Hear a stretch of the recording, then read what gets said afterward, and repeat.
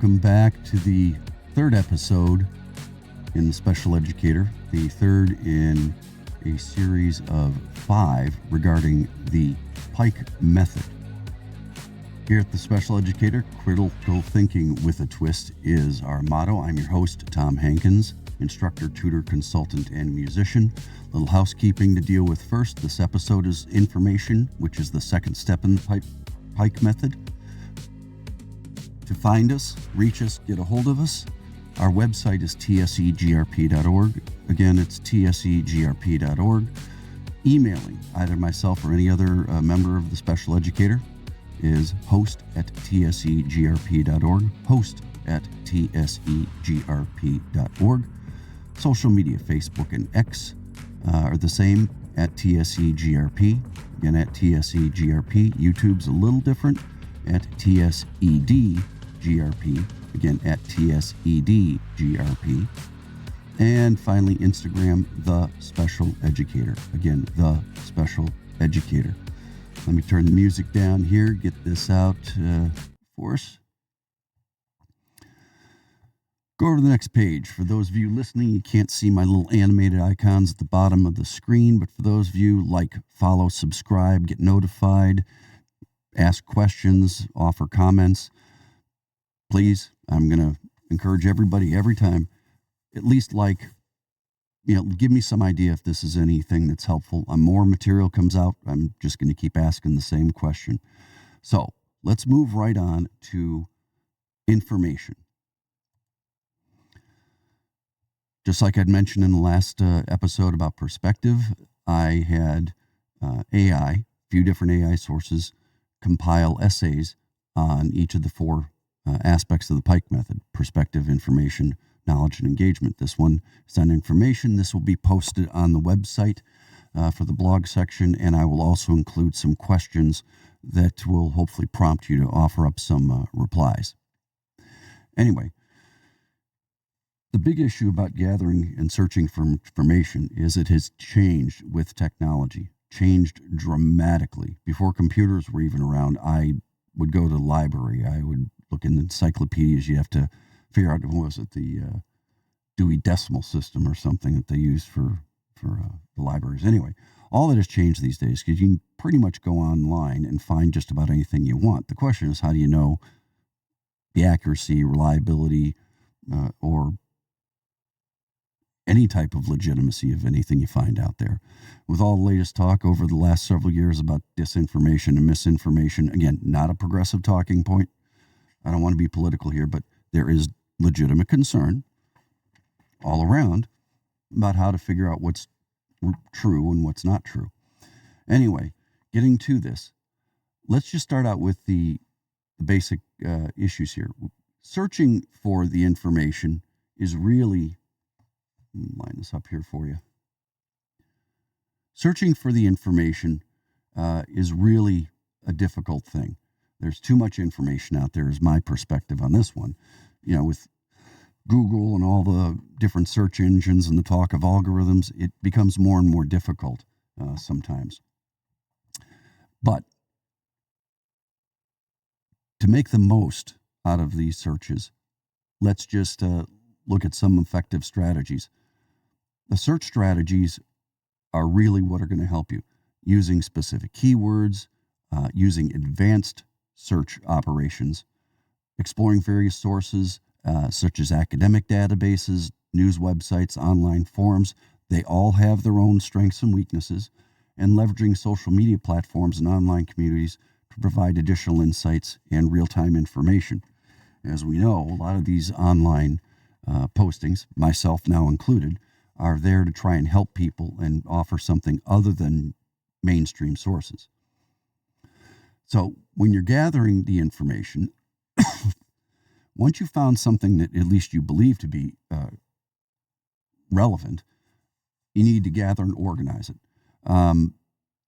Bookmarking tools, note-taking apps, cloud storage services can help you categorize and gather information for easy access. Tools like, Evernote, OneNote, Google Keep. You can create digital notebooks, which is very nice to have. because then you just copy and paste everything. Gone are the days of writing stuff down, I think. Dropbox and Google Drive provide cloud storage solutions for sharing information. Um, you know, these are all things in addition to just regular search engine operations. The big one. This is the big carrot right here, determining the accuracy of information. I don't want to spend too much time on this, but you need to check your sources, cross-reference the information, look for citations and references, and evaluate for tone and bias. Let's just get this. Evaluating the credibility of any source, you need to consider the author's qualifications, reputation of a publication, the date of a publication. For example, older data tends to get revised very quickly, so try and find recent data, the most recent data, and reliable sources generally, historically, have been considered academic journals. Government websites are under a little suspicion these days. I got it, but academic journals have kind of been a go-to.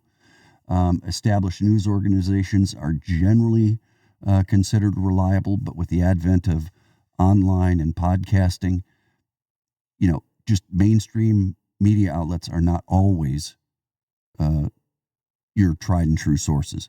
Look for everything. Next thing is to cross-reference your information. This is important. You get a variety of information in front of you. You need to verify it and cross-reference it with multiple sources. So you're just trying to see if the same information is available on multiple sources. It's more likely to be accurate. Not always, but more likely.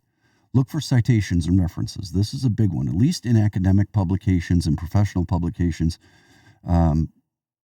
Anything with academic recognition is going to have citations and references. Check some of the citations and references. Make sure that the author is actually interpreting some of these correct. It's not a bad idea, just a spot check. You don't have to go crazy, but it's always a good idea. And then the last one, and this is the most relevant I see today, is evaluate for tone and bias. Be aware that that's out there. You can't help it. We're humans. We impart our own filters in various ways on anything that comes in and out of ourselves for processing. Objective and balanced reporting is more likely to be accurate. And if it's something, we know what opinion is and we know what hard news is these days and hard information. It's okay. Opinion can be fun and entertaining, but truth, when it comes down to serious information gathering and evaluation, try to stick to the hard news.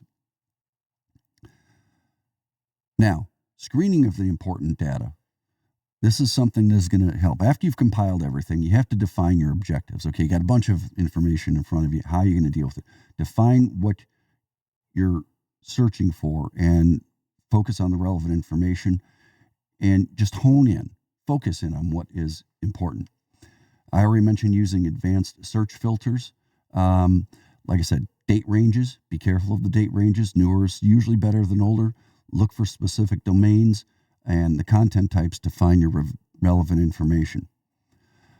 When you're going to summarize and synthesize this information, identify the key points and the themes, and you need to really knock down large volumes of data into a smaller volume, and you're looking for a common thread. I'll read the conclusion on the way out here. Modern technology has transformed the way we search for and gather information. While it provides unprecedented access to knowledge, it also requires us to be vigilant in determining the accuracy of information and screening for important data. By using effective search strategies, leveraging digital tools, and employing critical evaluation techniques, individuals can navigate the vast information landscape and make informed decisions. In an era where information is abundant, the ability to discern accurate and relevant data is an invaluable skill. Personal confession, I don't mind reading scripts, but I prefer to just kind of do it open forum like I do now, like you see me here. But once again, I'm going to mention I will post this on the website for the blog section with some questions that will go along with it. And you'll get too used to this format. Anything I do a presentation on will have some sort of blog entry that you can go to, review at least the written information, and then work on some questions. And then the blog is all yours. It's out there. Before I knock off here, I'm your host, Tom Hankins, instructor, tutor, consultant, and musician. And go over, put a little music in here for you. I'm going to go over the contact information. Our website is tsegrp.org. Again, tsegrp.org. Email host@tsegrp.org. host@tsegrp.org. Facebook and X, they're the same. TSEGRP @TSEGRP. YouTube @TSEDGRP @TSEDGRP. And finally, Instagram, The Special Educator. It landed the short stick, we'll just call it that. Anyway, have a good day. I hope everything finds you well, and get ready for the next episode, which will be on knowledge. Take care.